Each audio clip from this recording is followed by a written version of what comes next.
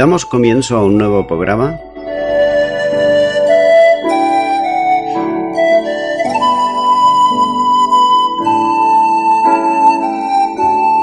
Servidores de Dios. Quien te habla es Manuel Cornejo.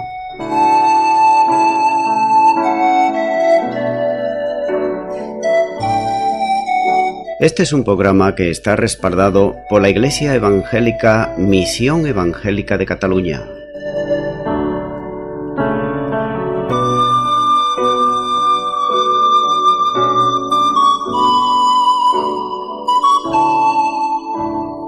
Estamos situados en la ciudad de Sabadell, en la avenida Matadepera número 239.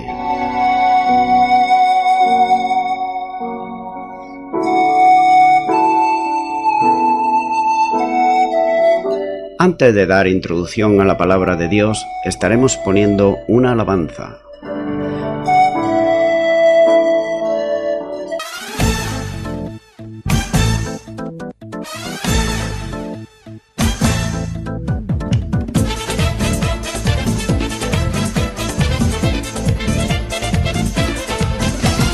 Vamos escalando peldaños, vamos llevando la cruz. Sigamos el camino angosto, con Cristo es mucho mejor.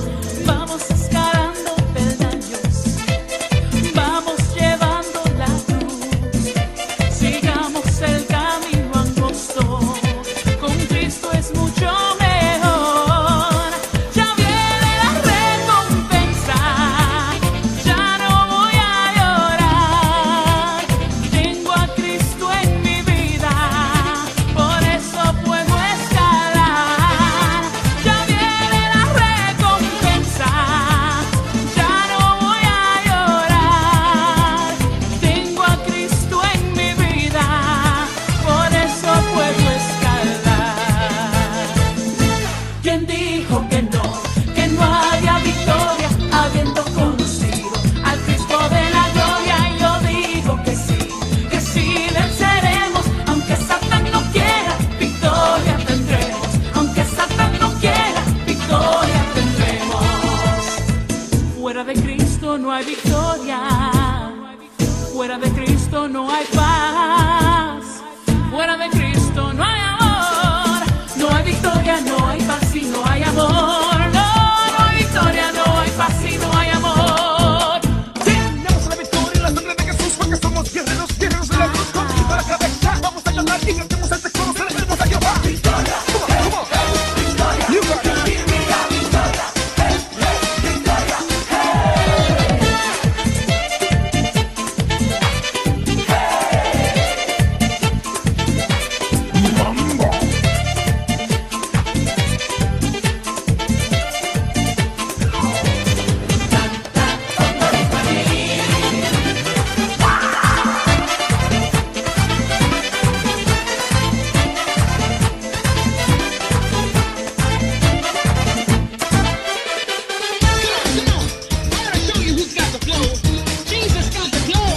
So lift your hands in the air.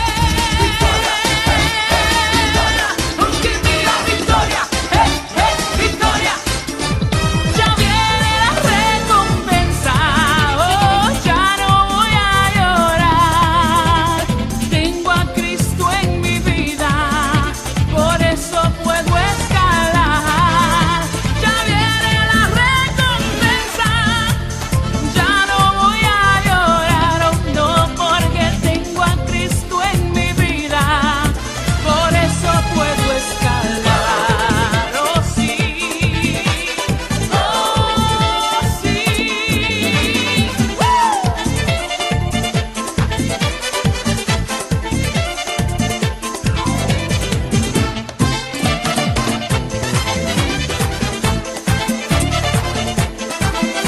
Arriba, arriba, arriba y no para abajo. Seguimos, seguimos, seguimos y no paramos.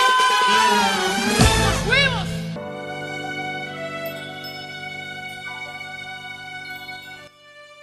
Y ya de nuevo, tras la pausa musical, estoy con todos ustedes, para estar compartiendo la palabra de Dios, que es la Biblia. y lo voy a estar haciendo de una manera expositiva, versículo a versículo. En esta ocasión continúo con el libro de los Hechos y concretamente continuamos con la misión en Europa, que es el capítulo 16, versículo 6 al 10. En el anterior programa estuve compartiendo el versículo 6 y ahora corresponde, por tanto, al versículo 7. Y dice así: Y cuando llegaron a Misia, intentaron ir a Bitinia, pero el Espíritu no se lo permitió. Comienza diciendo la primera parte de este versículo: y cuando llegaron a Misia, intentaron ir a Bitinia. Impedidos de seguir en la dirección que se proponían, los misioneros intentan ahora una nueva ruta, y en esta ocasión las zonas septentrionales de Misinia, Bitinia y Galacia del norte. Muy probablemente ellos buscaron el punto en que continúan las carreteras, y muy en concreto la de Dorilea, pasando por Sinada, Acreno y Cotieo, y alcanzando así en el límite occidental de la provincia de Galacia. Pareciera como si en esta ocasión el apóstol no estuviera tan interesado en el interior de la costa, buscando Bitinia, donde había ciudades importantes. Pero también aquí hay impedimento divino para continuar con la misión que ellos se habían propuesto. Dice la segunda parte de este versículo: pero el Espíritu no se lo permitió. Los obstáculos a la predicación durante el viaje no procedían de los hombres, enemigos del Evangelio de Cristo, sino que venía del Señor mismo. Él tenía otros planes para la evangelización que iban a llevar a cabo Pablo y sus colaboradores, pero que ellos aún todavía no conocían. Y es Lucas quien dice aquí que el impedimento venía del Espíritu de Jesús. Esta expresión es la forma más antigua y firme en los textos griegos, ya que era el mismo Espíritu que le había impedido ir a Asia el que cerraba aquí la puerta a Bitinia. Este calificativo no se utiliza en ningún otro lugar, pero no hay duda alguna que es una forma para referirse al Espíritu Santo, llamado por el apóstol en otro lugar el Espíritu de Cristo, tal como nos dice en Romanos capítulo 8 y versículo 9, y también el Espíritu de Jesucristo en Filipenses capítulo 1 y versículo 19. Por lo que procedía de quien es enviado. El Señor, resucitado, seguía operando en la iglesia, su iglesia, por medio del Espíritu Santo, que dirigía y controlaba la obra misionera como vicario de Cristo en la tierra. Y aquí quiero hacer un paréntesis y recordar, como en algunas otras ocasiones ya comenté que, bíblicamente, el único vicario de Cristo en la tierra es el Espíritu Santo de Dios. Así que, todo aquel, por tanto, que trate de adjudicarse este nombre o representarlo es un impostor bíblicamente. Continúa ahora con el versículo 8, donde sigue diciendo la palabra de Dios. Y pasando junto a Misia, descendieron a Troas. El punto final del viaje estaba en Troas, la ciudad situada a unos 18 kilómetros de la legendaria Troya, en la parte occidental de Misia. Esta era una colonia romana que servía de puerta de entrada hacia Europa desde Asia Menor. Desde la altura de la montaña de Misia, los misioneros descendieron por el camino romano hasta el nivel mismo del mar, y el Espíritu condujo los pasos del grupo, dirigiéndolo en sentido contrario al que ellos se habían propuesto en un principio, de modo que en lugar de ir hacia el este, donde estaba Bitinia, los dirigió hacia el oeste, llegando a Troas. En el puerto de continuo era una salida y una entrada de naves hacia Europa y desde Europa. Y es probable que en el pensamiento de Pablo se centrara en la necesidad de llevar el Evangelio hacia Occidente. En alguna manera estaba despertando en Pablo el sentimiento de evangelización dentro del verdadero núcleo de los gentiles, que era precisamente el Imperio Romano, y que el Señor lo estaba dirigiendo hacia allí. Y aún más, llevar el mensaje de la palabra a la capital del imperio, donde ya había una iglesia establecida. El Señor lo había llamado para esa misión, como nos muestra en Hechos capítulo 9 y versículo 15. Y nótese por otro lado que los mismos apóstoles, considerados como la columna de la iglesia en Jerusalén, habían reconocido su llamado apostólico a los gentiles y le habían dado la diestra de comunión para que lo llevase a cabo, como nos dice en Gálatas capítulo 2 y versículo 9.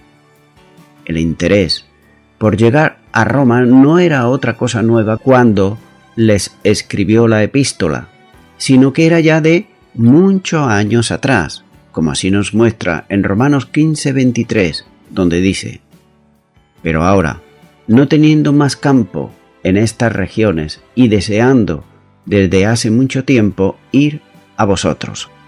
Le está hablando aquí a los romanos. Por tanto, el deseo de Pablo era llevar el Evangelio hasta el final de la tierra. El extremo más occidental del mundo entonces estaba en España, lo que los romanos llamaban Fini Terrae, es decir, el final de la tierra, nombre que todavía conserva el cabo más occidental de Europa, que se llama Finisterre, en la ciudad precisamente que lleva también su nombre y se extiende rodeando el promontorio de Finisterre en Galicia. Entonces cabe hacerse una pregunta, y es la siguiente: ¿sería aquí donde nació el deseo de Pablo? Cualquier respuesta no deja de ser mera especulación, pero no cabe duda que él deseaba ir hacia el occidente para llevar la palabra a quienes vivían en el territorio de lo que hoy es Europa.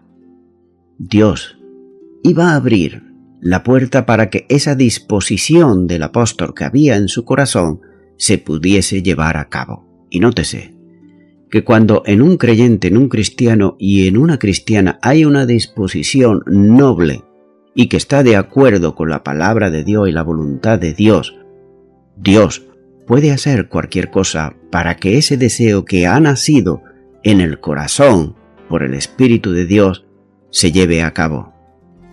Continúa ahora con el versículo 9, donde nos sigue diciendo la palabra de Dios. Y se le mostró a Pablo una visión de noche.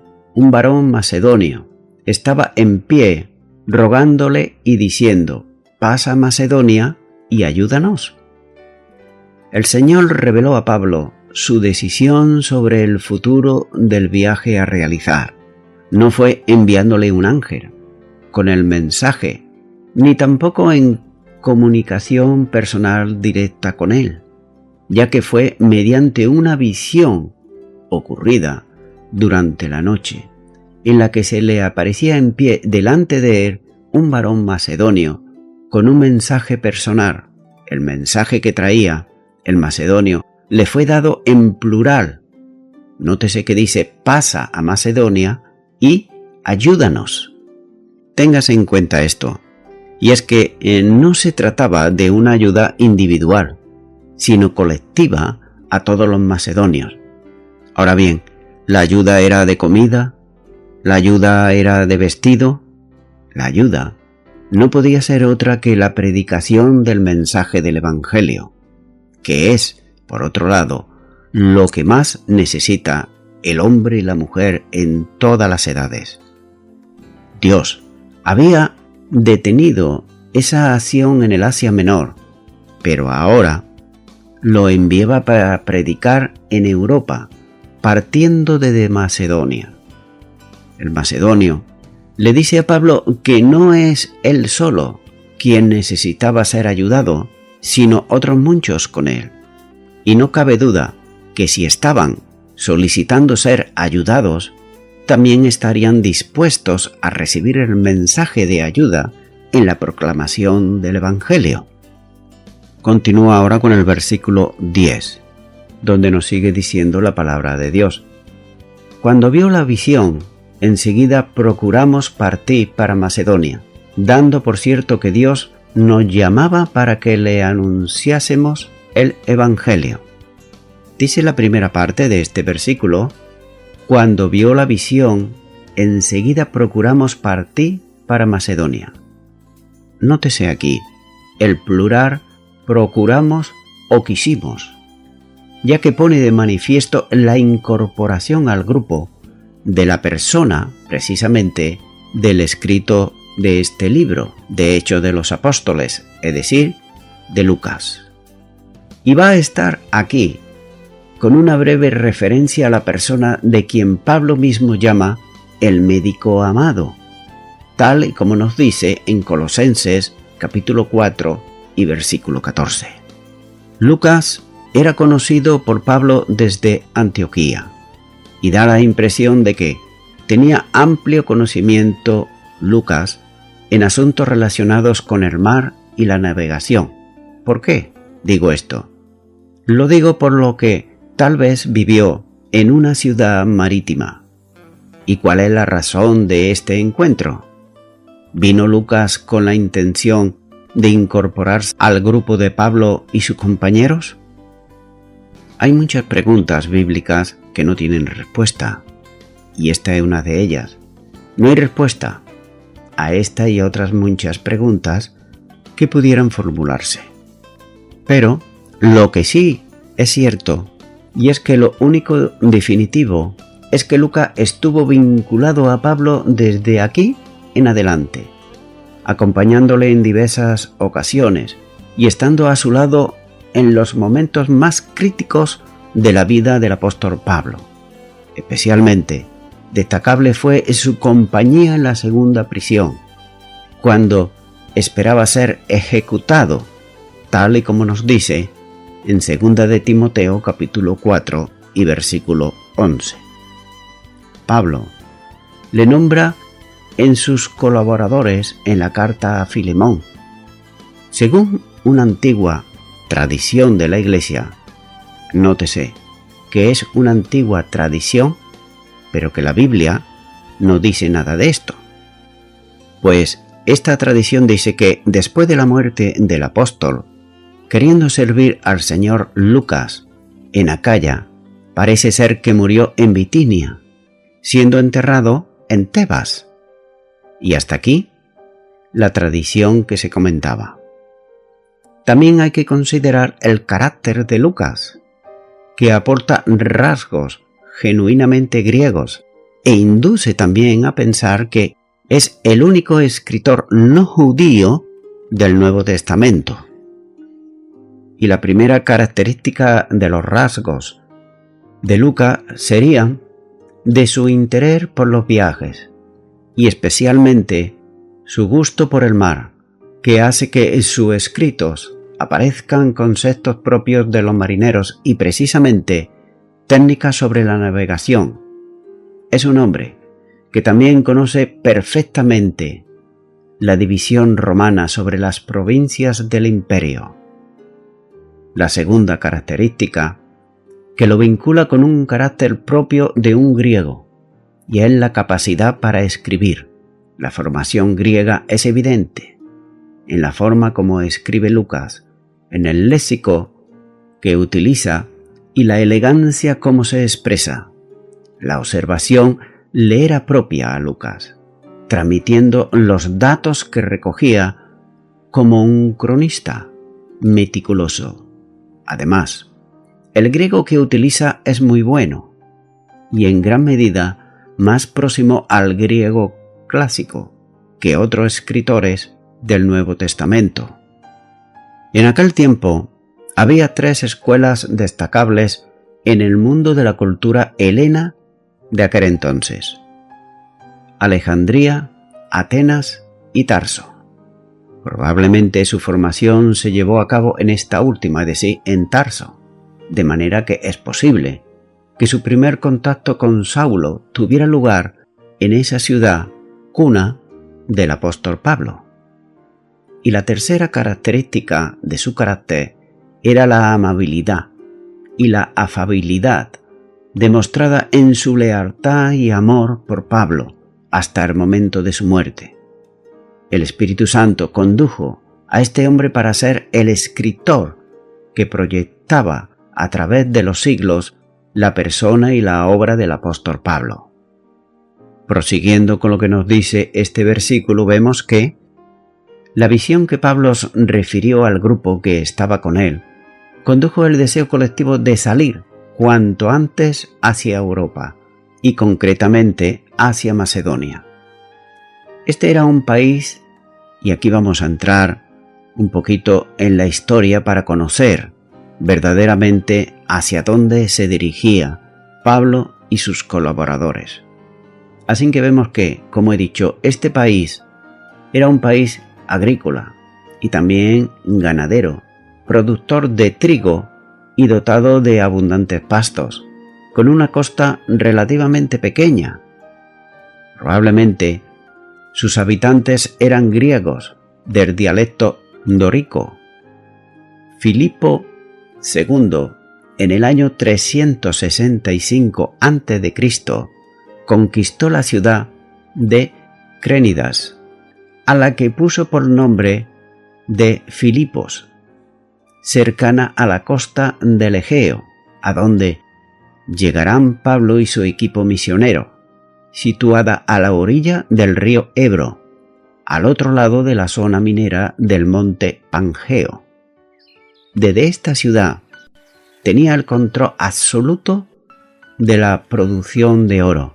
Desde ese momento, la moneda que circulaba estaba acuñada en oro, dejando a un lado la plata.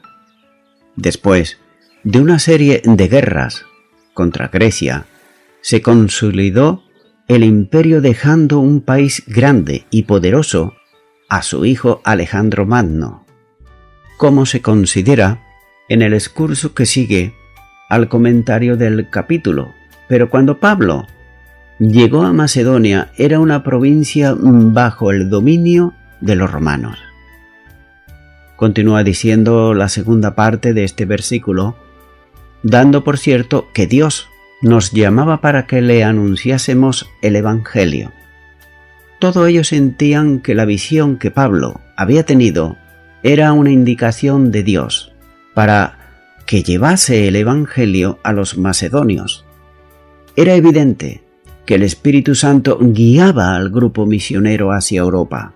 Esto lo tenían bien claro, ya que la distancia, por otro lado, entre Troas y Macedonia no era larga, podía cubrirse en 2 días de navegación. El cambio de lugar no era tanto el problema como, por otro lado, la civilización, que ahí sí que podía, y de cierto lo hubo, problemas, ya que las costumbres del mundo greco-romano eran muy diferentes a las costumbres judías. Todos, incluido el apóstol, tendrían que adaptarse para la misión entre los gentiles en Europa. Y adaptarse no quiere decir compartir las mismas herejías y las mismas costumbres que ellos tenían. No, sino simplemente asimilarlas y nada más. Y esto también nos muestra a nosotros que si Dios nos manda a un sitio, de cierto vamos a vestir a lo mejor como ellos o vamos a comer la misma comida, pero lo que no vamos a hacer es practicar la idolatría, la hechicería o asuntos que ellos están cometiendo que están en contra de la voluntad de Dios, ya que Dios nos envía a ese lugar o a esos lugares precisamente para hacer luz en medio de las tinieblas, igual que aquí era el caso de Pablo y sus colaboradores. Por tanto, ahora comienza aquí el Evangelio en Filipos y nos llevará a los versículos del 11 al 40 de este capítulo 16 de Hechos de los Apóstoles. Así que comenzamos con el versículo 11, donde nos dice la palabra de Dios. Zarpando pues de Troas, vinimos con rumbo directo a Samotracia y al día siguiente a Neápolis. Voy a estar compartiendo ahora la geografía en el lugar al que ellos iban y también las costumbres de los nativos de aquel lugar. Por tanto, vemos que en alguna de las muchas naves que arribaban a Troas y zarpaban desde ella hacia la costa europea para cubrir la distancia de 230 kilómetros, el viaje se hizo directamente desde Samotracia, una pequeña isla montañosa al norte del mar Egeo. Una de sus montañas, téngase en cuenta, no eran pequeñas, alcanzaban los 1700 metros de altura, destacándose desde lejos al ir aproximándose a la isla. Así que la ciudad de Samotracia está al norte de la isla, siendo un lugar seguro para la navegación, resguardándola de los vientos del suroeste, fuertes en aquella latitud. Continúa diciendo este versículo que y el día siguiente a Neápolis. Neápolis era un puerto de Macedonia y era una ciudad situada en un pintoresco saliente pequeño bañados por el mar. Un círculo marcado sobre el pavimento de la iglesia actualmente de San Nicolás señala el lugar en que, según la tradición, repito otra vez aquí, según la tradición, la Biblia no lo pone, desembarcó Pablo. No cabe duda que el viento tuvo que ser favorable a la navegación para hacer un recorrido tan largo, como he dicho, de 230 kilómetros solamente en 2 días. Neápolis, que significa ciudad nueva, era uno de los puertos más importantes de Macedonia Oriental. Y lo era toda esta zona porque las minas de oro cercanas en el monte Pangeo le hicieron muy próspera. Obtuvo también el estatus de Civita Romana, es decir, ciudad romana, en el año 168 a.C. La ciudad nueva tenía un importante templo dedicado a Diana. No se sabe lo que hicieron en Neápolis, pero tal vez subieron por el camino del desfiladero al monte Pangeo, desde donde se abría ante los ojos del visitante una admirable vista del norte de Macedonia. Sobre el valle serpenteaba la ruta romana de la vía Egnacia y a lo lejos, sobre las montañas, estaba Filipos con su acrópolis.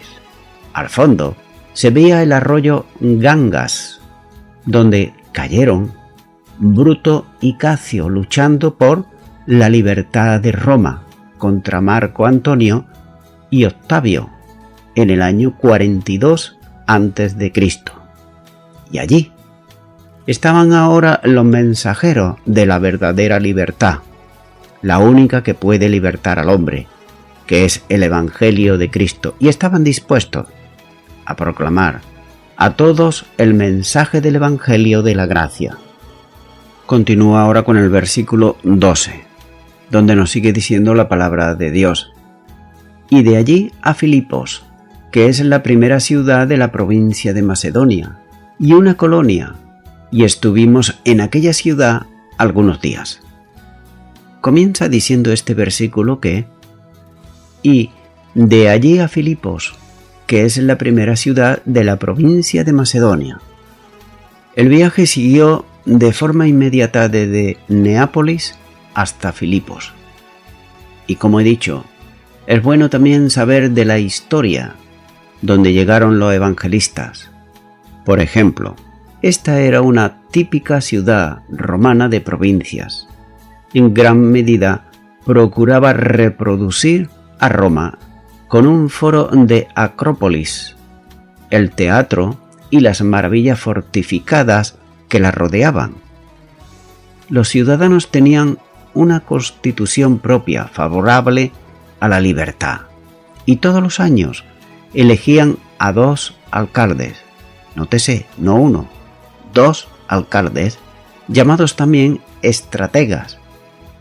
Cuando estos 2 alcaldes o estrategas iban al foro para pronunciar sentencia delante de ellos, al estilo romano, iban 2 listores, con fases y segur.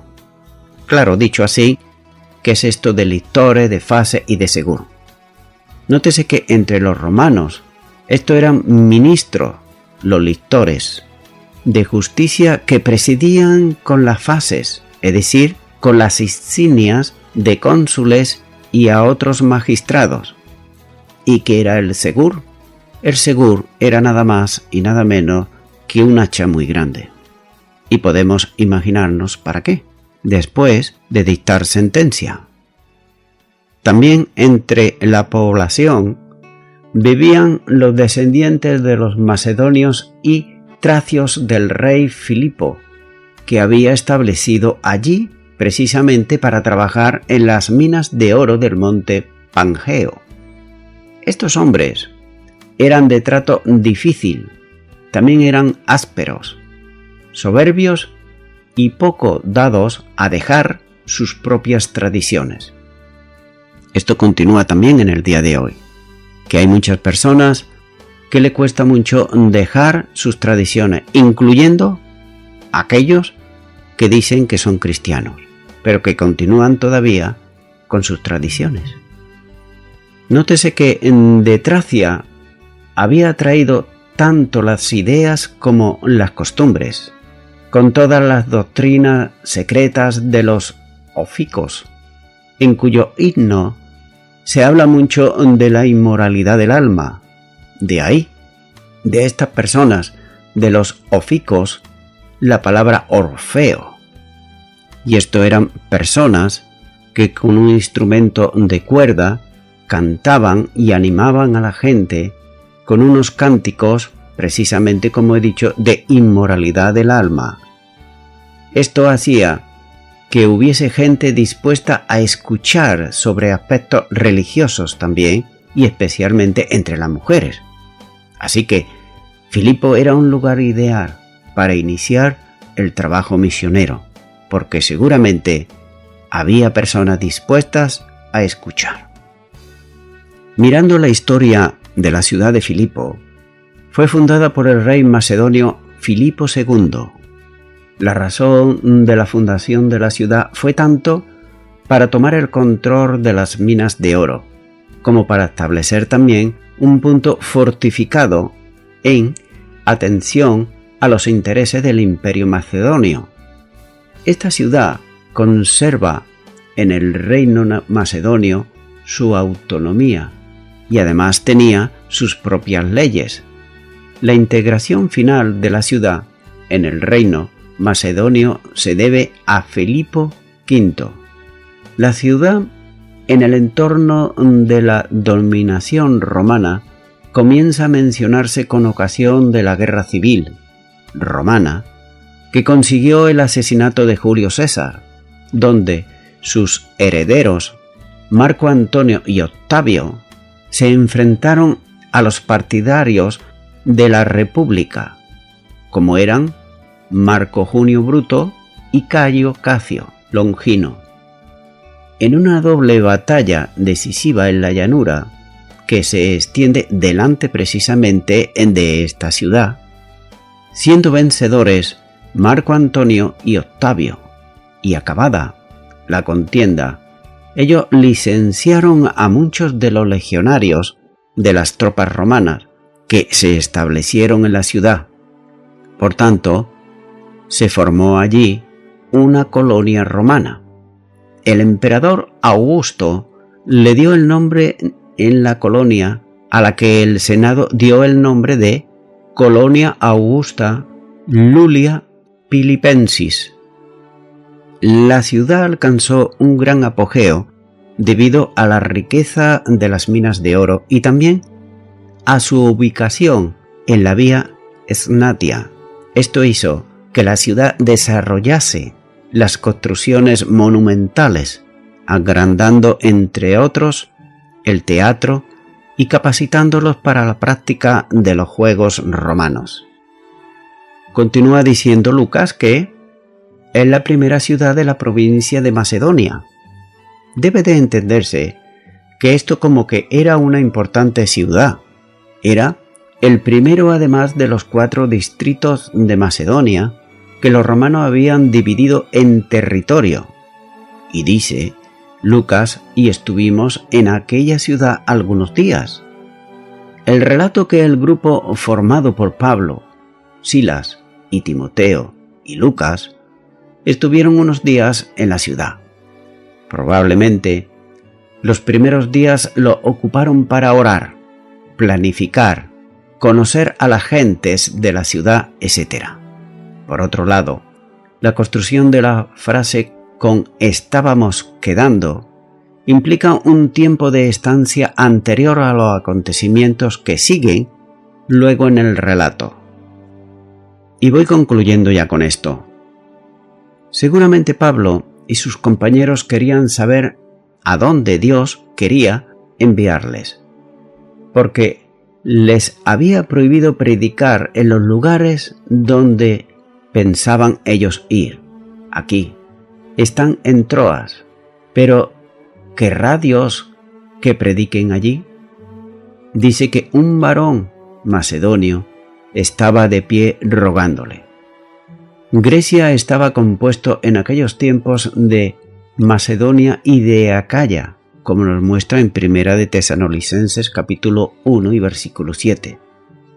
Algunos dicen que Pablo sabía que este varón era macedonio por sus vestiduras o su manera de hablar. Pero, ¿por qué suponer esto? Él dice, pasa a Macedonia y ayúdanos. ¿Ayudar? ¿De qué manera? ¿Con ayuda benévola? No, sino con el Evangelio de Cristo. Y esta era la gran necesidad que tenían los macedonios y que tienen en el día de hoy todas las naciones de la tierra, el Evangelio de Jesucristo. Estimado y estimada oyente, estos macedonios tenían, como he dicho, una gran necesidad, no de comida, no de vestido, sino necesidad de su alma. No había respuesta ni descanso para sus almas. La única manera de llenar esa necesidad de sus almas era que ellos escucharan el Evangelio de Jesucristo y le recibieran a Jesucristo, que es el autor y el consumador de la fe, el que dio su vida por ellos para que fuesen salvos, pudieran aceptarlo en su corazón como Señor y Salvador. Es por eso que yo te animo en esta hora, que si tú nunca lo has hecho, ahora puedas recibir a Jesucristo como Señor y Salvador de tu vida. Por tanto, te animo a que ores conmigo una sencilla oración de fe para recibirle en tu corazón. Ora conmigo y di ahí a donde estás. Señor Jesús, reconozco que no tengo descanso en mi alma. Me hago muchas preguntas y no tengo ninguna respuesta. Tampoco nada me satisface, ya que todo lo considero rutinario y pasajero. Pero hoy vengo a ti y en primer lugar te pido perdón por todos mis pecados y mis delitos. Te abro mi corazón y te recibo como mi Señor y como mi Salvador. Y te doy gracias en el nombre de Jesús. Amén. Amigo y amiga oyente, si tú has hecho esta oración de todo tu corazón, te recomiendo que comiences en primer lugar a orar a Dios en el nombre de Jesucristo. Orar a Dios no es rezar, sino que es hablar con una persona. También te recomiendo que leas la palabra de Dios. Comienza por los evangelios si no lo has hecho nunca. Y también te recomiendo que para que puedas crecer espiritualmente, te congregues en una iglesia cristiana evangélica donde se predique, se enseñe y se practique la sana doctrina y la palabra de Dios. Congrégate ahí y con el tiempo crecerás espiritualmente y podrás servir al Señor Jesucristo. Que Dios te bendiga. Y a toda la audiencia, nuevamente, ya me estoy despidiendo de todos ustedes y será hasta el próximo programa. Que Dios os bendiga a todos.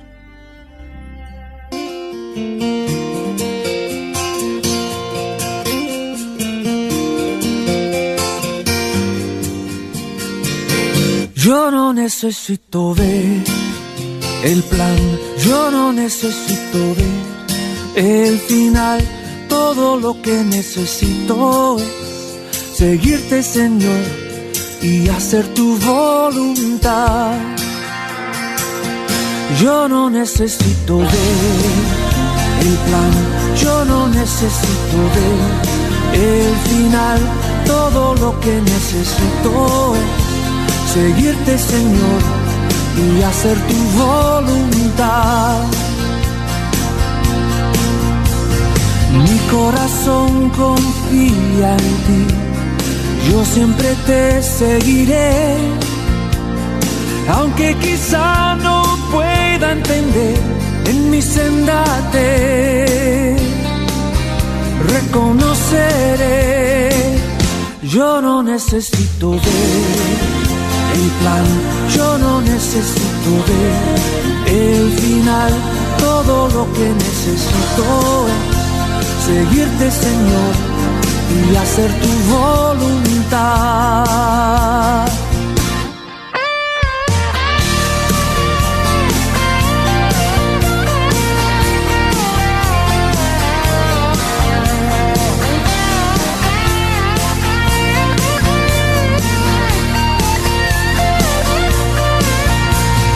Aunque el temor me presionara, yo no desmayaré, mi fe se fortalecerá, aunque yo tu plan yo no pueda ver.